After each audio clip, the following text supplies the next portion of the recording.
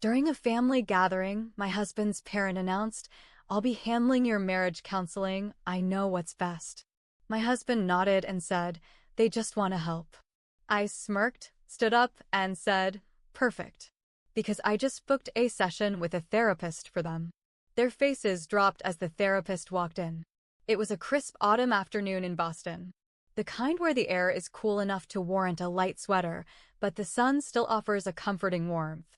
Leaves, painted in shades of amber and crimson, rustled underfoot as family members arrived at our brownstone in the South End. The neighborhood, known for its Victorian-era row houses and tree-lined streets, provided the perfect backdrop for our gathering. Inside, the aroma of roasted turkey and pumpkin pie filled the air. Our dining room table was set with the good china, a rare occurrence reserved for special occasions. Laughter and chatter echoed through the halls as relatives reconnected, sharing stories and updates. Children played in the living room, their giggles a testament to the joy of family reunions. As everyone settled into their seats, Daniel's parents, Margaret and Richard, exchanged a glance.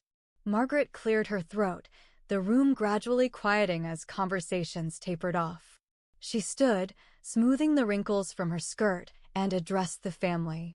"We've noticed some tensions between Daniel and Emma," Margaret began, her eyes scanning the room before settling on us.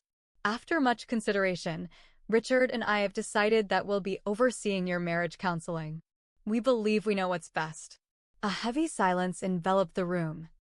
I felt my pulse quicken, a mix of anger and disbelief bubbling beneath the surface. Before I could formulate a response, Daniel nodded, his expression neutral. "They just want to help," he said softly, avoiding my gaze.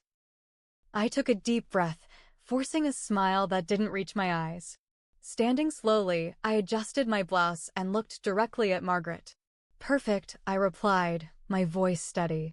"Because I've just arranged for a therapist to join us today for you both." Gasps rippled through the room. The front doorbell rang, its chime echoing ominously. All eyes turned as I moved to open the door, revealing Dr. Evelyn Harper, a renowned family therapist in Boston. She stepped inside, her presence commanding yet approachable. Margaret's face drained of color, her mouth opening and closing as she struggled for words. Richard shifted uncomfortably, his gaze fixed on the floor. "Good afternoon," Dr. Harper greeted, her tone warm. "Shall we sit?" The room remained silent as Margaret and Richard hesitated. After a tense moment, they moved to the sofa, perching stiffly on the edge. Dr. Harper settled into an armchair opposite them, crossing her legs gracefully. I returned to my seat beside Daniel, who looked both surprised and apprehensive. The rest of the family watched intently, the usual lighthearted atmosphere replaced with palpable tension. Dr. Harper clasped her hands together, her gaze gentle yet probing. "Margaret, Richard," she began, "I understand you've taken an active interest in Daniel and Emma's marriage. Can you share your reasons for wanting to oversee their counseling?" Margaret straightened, regaining some of her composure. "We've observed disagreements between them," she said, her voice measured. "As parents, we feel it's our responsibility to guide them back to a harmonious path." Dr. Harper nodded thoughtfully. "It's natural to be concerned for your children's well-being," she acknowledged. "However, it's also important to recognize the boundaries between parental guidance and a couple's autonomy." Richard shifted again, finally speaking up. "We only want what's best for them," he murmured, his eyes still averted. I leaned forward, my hands clasped tightly in my lap. "We appreciate your concern," I said, my voice tinged with emotion. "But your involvement often feels more intrusive than supportive." Daniel exhaled slowly, finally meeting my gaze. "I didn't realize how much this was affecting you," he admitted, his brow furrowed. "I thought staying neutral would keep the peace." Dr. Harper turned her attention to Daniel. "Daniel, it's common to want to please everyone," she said gently. "But prioritizing your partnership with Emma is crucial. Setting boundaries doesn't diminish your love for your parents." Margaret's eyes glistened with unshed tears. "We never intended to cause harm," she whispered, her facade cracking. Dr. Harper offered a reassuring smile. Acknowledging the issue is the first step toward healing, she said. Open communication and mutual respect are key components in navigating family dynamics. The session continued, each family member voicing their feelings and concerns. Emotions ebbed and flowed, the atmosphere oscillating between confrontation and understanding. By the end, there was a collective sense of relief, as if a weight had been lifted. Margaret reached for my hand, her grip firm yet tender. "Emma, I'm sorry for overstepping," she said earnestly. "We'll give you and Daniel the space you need." I squeezed her hand in return, a genuine smile breaking through. After that first session, I thought things might actually start getting better. For a few weeks, everything was calm. Margaret stopped dropping by unannounced. Richard stayed mostly quiet, which was his usual way. Daniel and I started talking more, like real talking, not just the "what's for dinner" or "did you walk the dog" kind. It felt different. A good kind of different. But peace in this family doesn't last long. It started with the group chat. Margaret texted everyone, me, Daniel, his two sisters, and Richard, about a family vision meeting. She said it was just a way for us all to stay on the same page and keep the family strong. It sounded harmless on the surface, but my gut told me it wasn't. Daniel, as usual, was passive. "It's just one meeting," he said, already scrolling through his phone. "We'll go, we'll listen, we'll leave." But something about the tone of Margaret's message made my skin crawl. Still, I went. We showed up at their house in Newton, big colonial, white shutters, looks like something out of a magazine. Margaret was already waiting with her color-coded binders, and she had made name tags for everyone. Yes, actual name tags.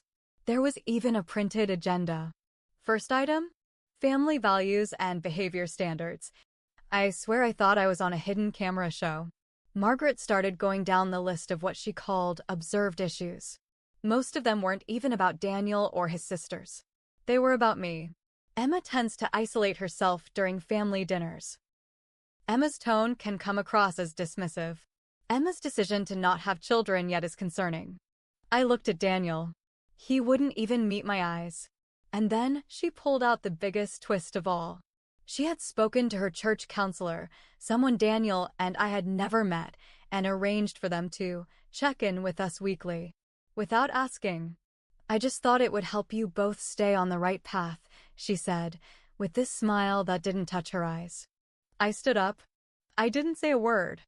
I just walked out. Daniel followed me out 10 minutes later. "I didn't know she was going to do that," he said. I believed him. Kind of. But it didn't matter.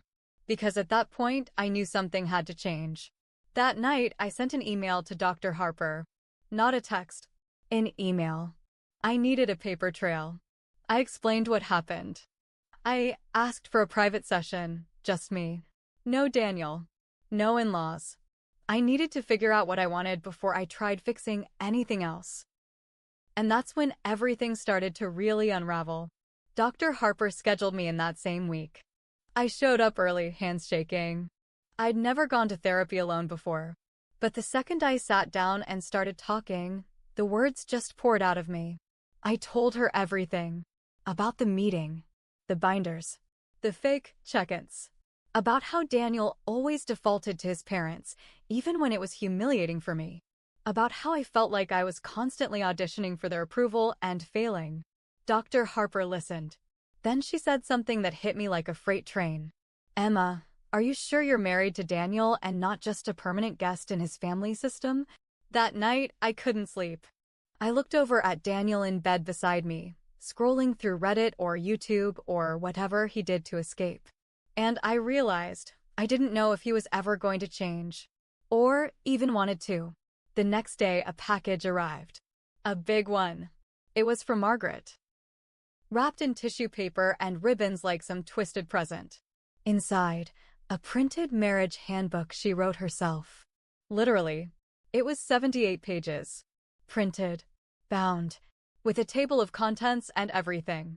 Chapter titles included things like understanding your husband's needs before he speaks them, emotional regulation, the wife's duty, The Dangers of Feminism in Modern Marriage. I was halfway through Chapter 3, Meal Prep is Love Language, when I burst out laughing. And then I cried. Then I laughed again. That's how insane it all felt. I brought it to therapy. Dr. Harper didn't even blink. She said, "You need to draw a hard line. And it's not going to be pleasant." So I did. I told Daniel I needed space. Real space. Not the "I'll go for a walk" kind. I told him I wanted a trial separation, 30 days. No contact with his parents. No visits. No chats. Just time for me to breathe without feeling like I was being watched or judged 24/7. He said, "That's dramatic." I said, "So is your mom writing a marriage manifesto?" He didn't talk to me for 3 days. On day 4, I went back to the house after staying with a friend. I needed to grab some clothes and my work laptop. When I walked in, Daniel was in the kitchen. He looked weird. Pale. Jumpy. I asked, "What's wrong?" He just handed me his phone. I looked at the screen. It was a text group I'd never seen before. Daniel, Margaret, Richard, and, get this, a private investigator. They'd hired someone to follow me. Follow me. Screenshots. Photos. A log of places I'd gone in the past 2 weeks. Yoga studio. Coffee shop. Dr. Harper's office. Even the friend's house where I was staying.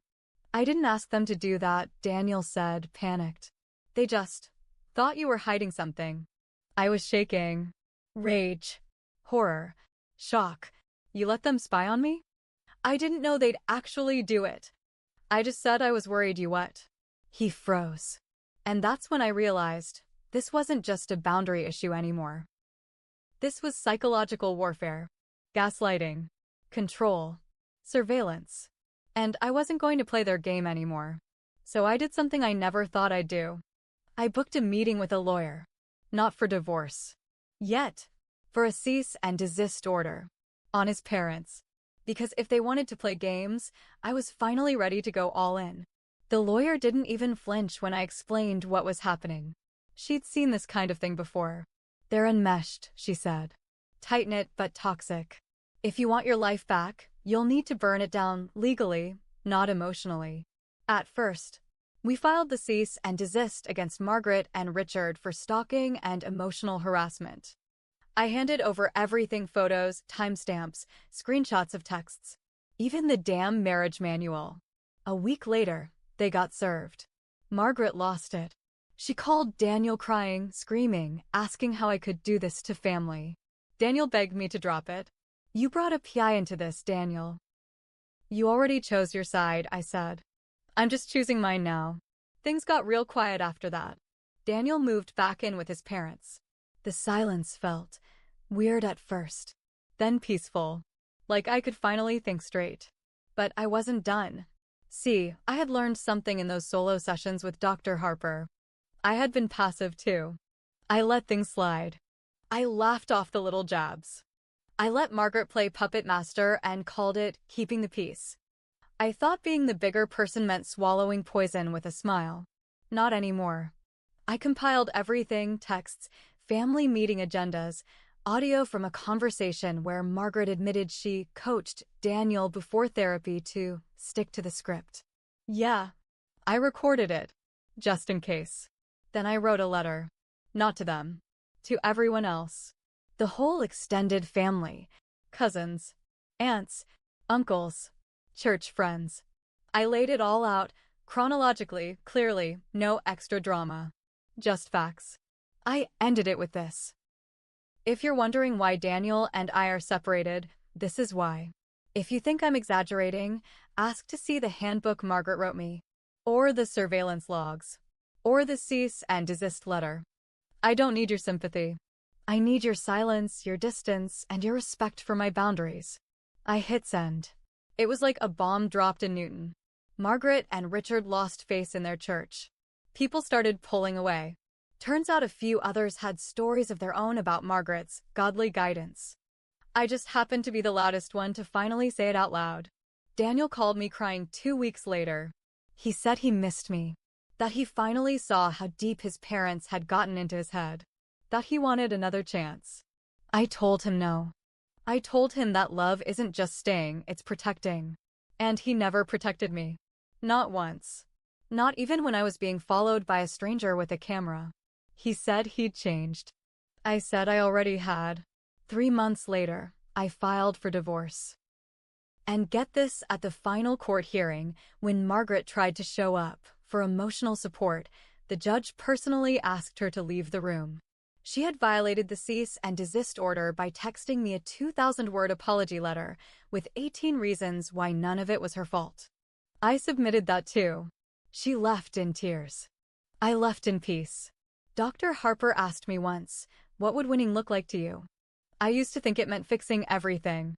Now I know winning means walking away and never looking back.